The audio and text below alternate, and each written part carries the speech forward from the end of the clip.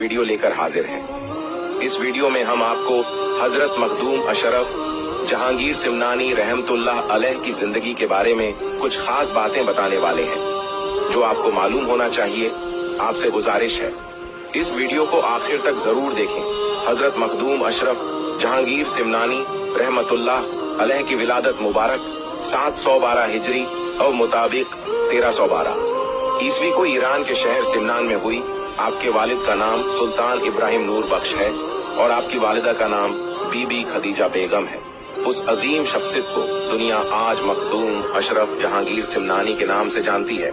हजरत मखदूम अशरफ के वालिद और वालिदा इबादत गुजार थे और अल्लाह के नेक वलियों में आपका शुमार था। हजरत मखदूम अशरफ जहांगीर सिमनानी के वालिद मोहतरम वो सिमनान के बादशाह थे। अल्लाह ने आपको कोई औलाद अता नहीं की थी, इसलिए आप और आपकी अहलिया मायूस रहा करते थे।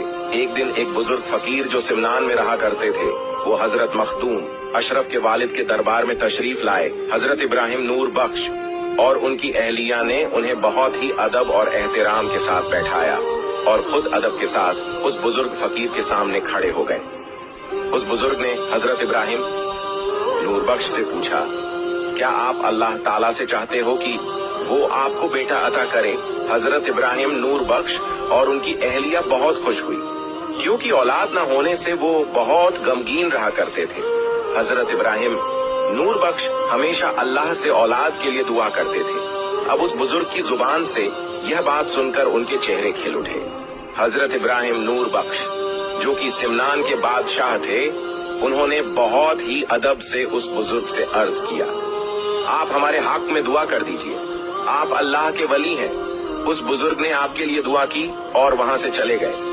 कुछ दिन के बाद सुल्तान इब्राहिम नूर बख्श ने ख्वाब में दोनों जहान के मालिकों मुख्तार हजरत मोहम्मद मुस्तफा सल्लल्लाहु ताला अलैहि वसल्लम को देखा। प्यारे आका मोहम्मद मुस्तफा सल्लल्लाहु ताला अलैहि वसल्लम ने फरमाया, ए इब्राहिम, तुम्हें अल्लाह ताला दो बेटे अता करेगा। बड़े बेटे का नाम अशरफ और छोटे बेटे का नाम आराफ रखना। अशरफ अल्लाह का वली होगा, उसकी परवरिश और तरबियत खास तरीके से करना। और फिर वो वक्त भी करीब आ गया। पूरे सिमनान में खुशी की लहर फैल गई। सिमनान को अब उनका बादशाह मिल चुका था। अब शहर सिमनान में हजरत मखदूम अशरफ जहांगीर सिमनानी रजी अल्लाह ताला अन्हो की आमद हो चुकी थी।